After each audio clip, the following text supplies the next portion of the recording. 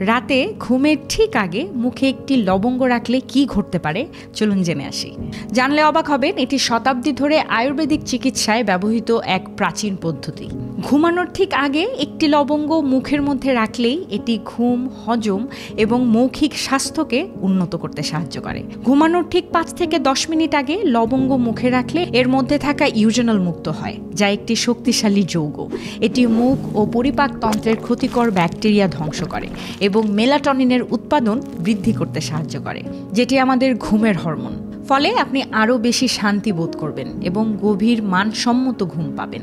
এছাড়াও এটি পুরো দেহের প্রদাহ কমায়, শরীরকে শান্ত রাখতে সাহায্য করে। কিভাবে ব্যবহার করবেন চলুন জেনে আসি। শোয়ার আগে একটি লবঙ্গ গালের ভেতরে বা জিভের নিচে রাখুন।